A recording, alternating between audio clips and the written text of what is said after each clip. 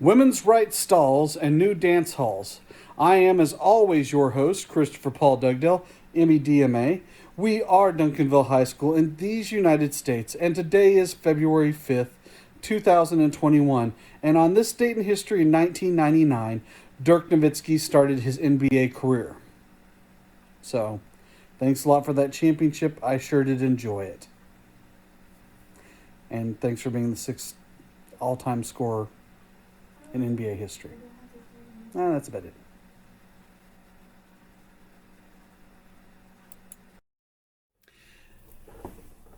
So it's time for us to talk a little bit about women. So,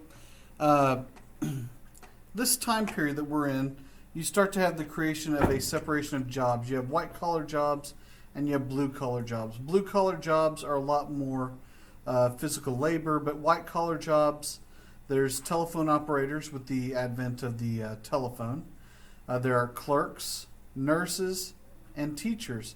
And this gives women a better income and better working conditions than really during any time period in history before this. Now, it does also leave most women with the dual responsibility of working and raising children at home. But this is also going to be a time period where women are going to have fewer births. Okay? So it's a really changing way of living for women at this time. Okay? Henrik Ibsen writes A Doll's House. Okay? And in this, the main character, Nora Helmer, leaves her traditional marriage and children to be her own person.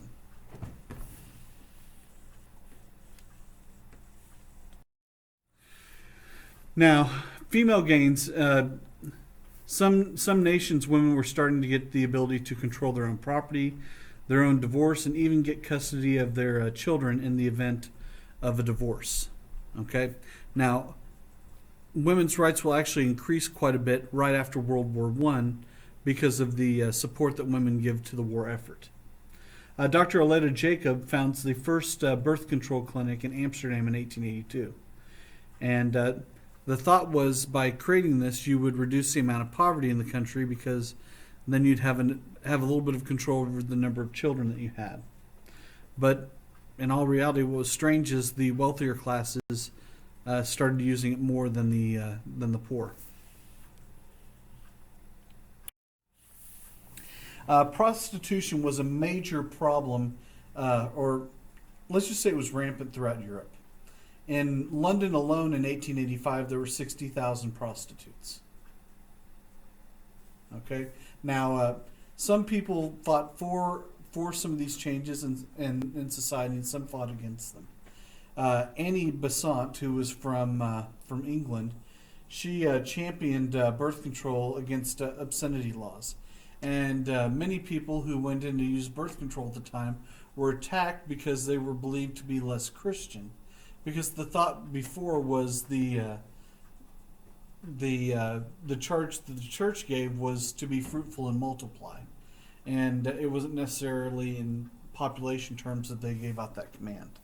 Okay, during this time you have vulcanized rubber, which made it possible for people to use condoms instead of using animal intestines, which is what they did before, and it takes about 60 to 70 years before condoms are widely used. But it's during the 1840s that they start to move into that arena or into that direction. Now, the Contagious Diseases Acts in England, this requires prostitutes to take tests for venereal diseases. And if you were a woman that was infected, you were put into prison. So I can't say that I agree with the last part of that. You should probably at least be, vaccinated if there's a cure at the time, or, probably moved outside of the profession. But imprisoning women really wasn't the right way to go there.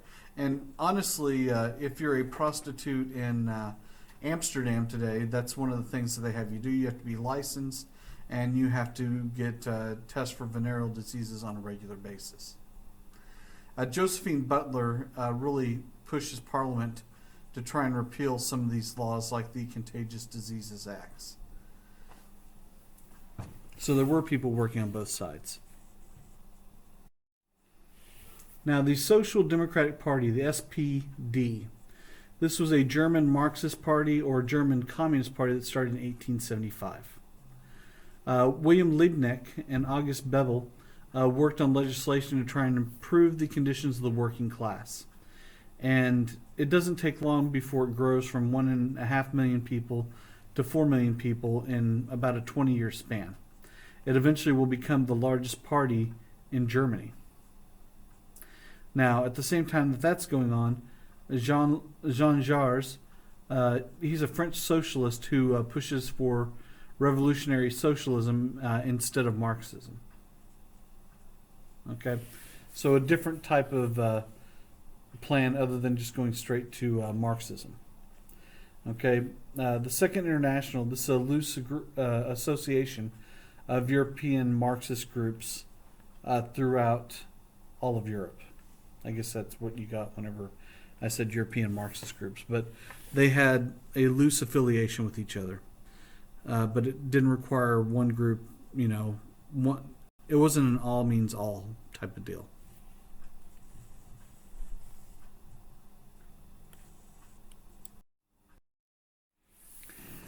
So the Social Democratic Party, the SPD, this is led by Edward Bernstein.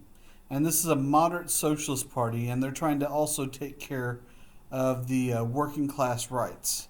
And this is based on Marxist doctrine. And this really becomes the big opponent of Otto von Bismarck.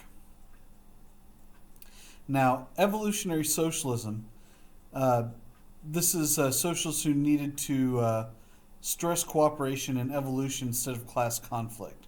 So this is a much different view of the way that things would change. Instead of conflict is at the center of Marxism, whereas in this case, cooperation and evolution would kind of bring the goals that they were looking for. So the right to vote would put workers in a better place to create change. So it's a much more peaceful movement than Marxism was.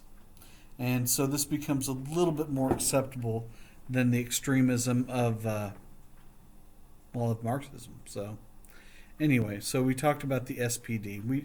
We talked about that on the last slide as well.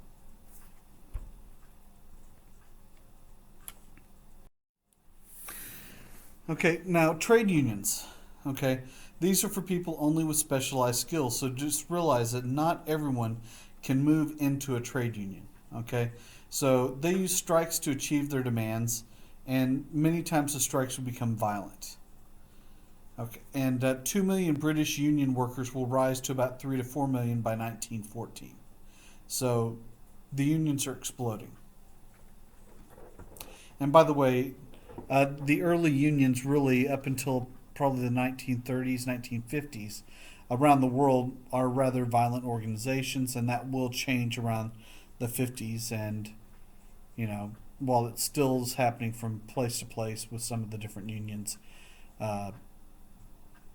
anyway, they had to play pretty dirty because the companies were playing very dirty as well. Now, as far as immigration, okay, what you would do is you would move to places that really needed workers. So during this time period, about 400,000 Polish people are going to move to Germany for work. Okay, Poles and Polish are kind of interchangeable, but sometimes when you're tired and you see the word Polish, then you might read Polish, and then that just really makes things even worse. Thousands of Italians go to France for work. Okay, and from about 1880 to 1910, about 500,000 Europeans a year were moving to the United States for work. Okay, and over almost a century, from 1846 to 1932, 60 million Europeans moved to the Americas. Half of them would actually move to the U.S. A large number of Germans, for instance, would move to countries like Argentina and Brazil. And there were really large pockets of Germans that still live there today. So you can go find certain regions of South America and use your German.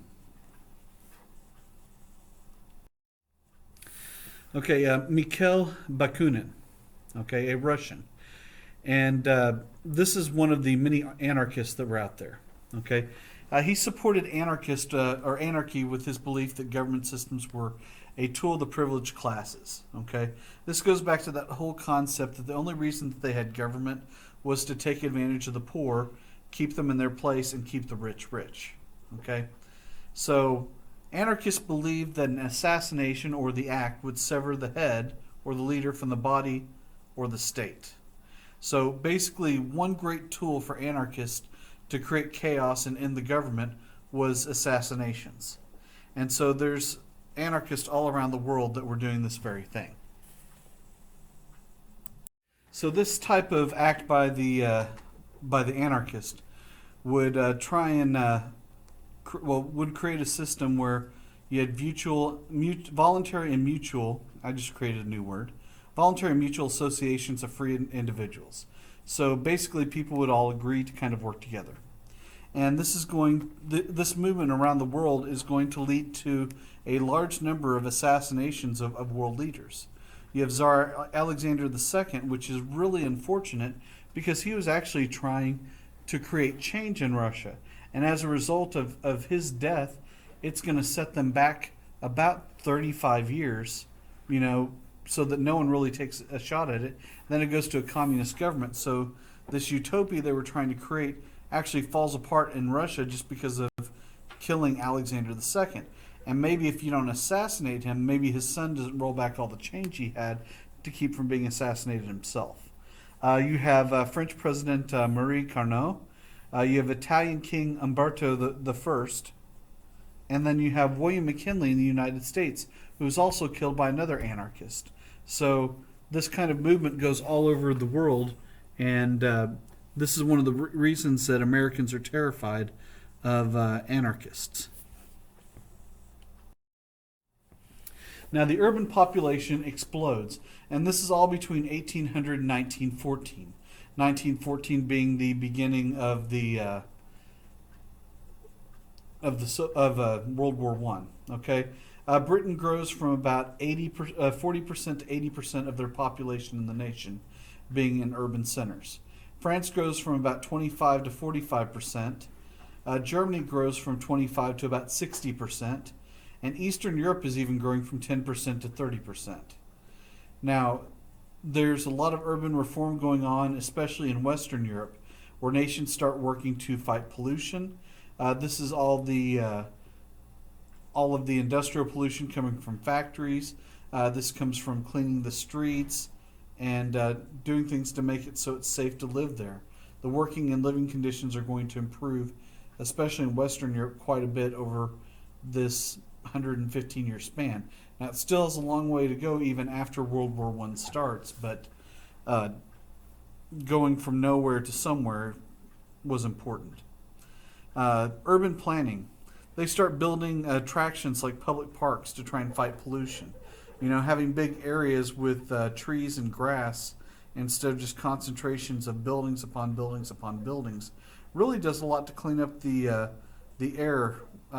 Although in Great Britain, they will have a terrible fog that covers it for about 4 days in the late 1960s or late 1950s, to the point where several people will die as a result of this thick fog that's almost impossible to breathe in. Also, they would try and create new types of architecture to help clean up things as well. They also had boards of health. So we kind of want you all to live. The British Health Act of 1875. This prohibited new construction without running water and an internal drainage system. So you now had to have indoor plumbing. You had to have water coming into the place and going out. That keeps it a lot cleaner. It keeps it a lot healthier. They built dams and reservoirs to store clean water, and so you had clean water to drink and to bathe in. Okay, so once you start doing something like this, you're going to have less and less cases of dysentery and cholera. So people are not going to die from diarrhea anymore because the water they drink is actually clean, and so is the water they bathe in. And underground pipes could take sewage far out of the city, so you never have a problem with them or you're not going to have many problems with this infecting the drinking water again.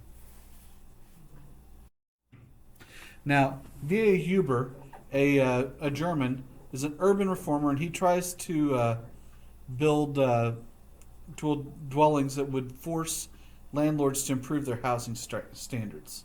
Okay, so you build better places for people to live, and you'll force other landlords to do the same.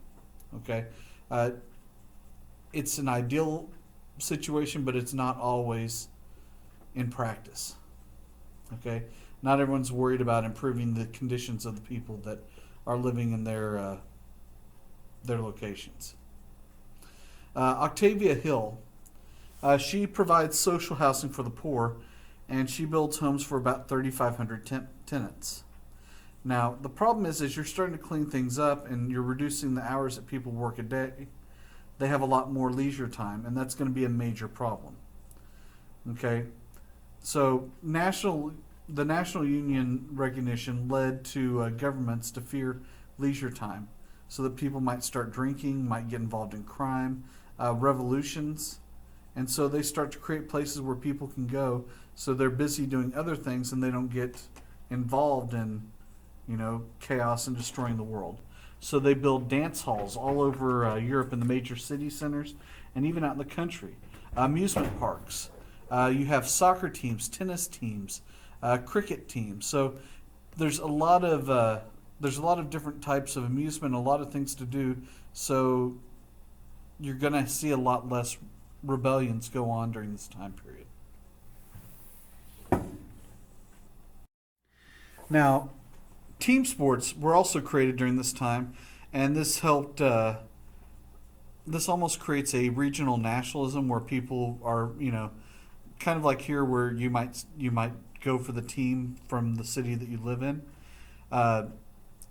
You have the English Football Association created in 1863, and you have the American Bowling Congress in the United States that started in 1895. So the whole idea here is to introduce sports and participation and teamwork, so that if there's any need for military service, that the foundations of those are set for people in society already. So you bring in team sports so that people know how to work together, so that when there's a war, they're ready to fight. The first professional baseball players were in the United States in 1863. They actually played for the Cincinnati Red Stockings, which today are known as the Cincinnati Reds. They had a British Soccer Cup in 1872 that had about 2,000 fans in attendance that year. So, sorry about that. There was a big beep. So, about 100,000 people were in attendance by 1901. So that explodes from almost nothing to really large crowds. Now, women didn't have as much support for playing public sports. And one group of women that were performing in public were attacked by a mob of men in 1880. So don't think that there were equal rights in sports. Now, dance halls and music halls. The first music hall was built in London in 1849 for the lower class. Again, something to keep them busy so they weren't rioting or starting a revolution. You don't want people to realize how good they could have had it. Within 31 years, there were actually 500 music halls. Okay? Now, people had extra money, and they might want to go do some other things, and so rather than having them sit around when they were off, again, so they might start a revolution, they encouraged people to go on vacation and to go to other places. And Thomas Cook actually will write a weekly article and talks about different things you can do. You can rent trains, special trains. You can rent seats and rooms in that to take tours of Paris and Switzerland. So a chance for you to see the world. And several people were calling for you to even go on much longer, much more extended vacations than that. Well, we reached the end of yet another day. I hope everyone had I hope I didn't make anyone crazy today. I hope everyone has a great day, and if you have any questions, feel free to email me at any point. Have a great day. Don't cocaine, don't AIDS, and don't COVID. If you see anyone doing it, tell them to stop. Okay? Make the world a better place, and be safe, but don't be as safe. I'll see you on the other side. Doug Dell out.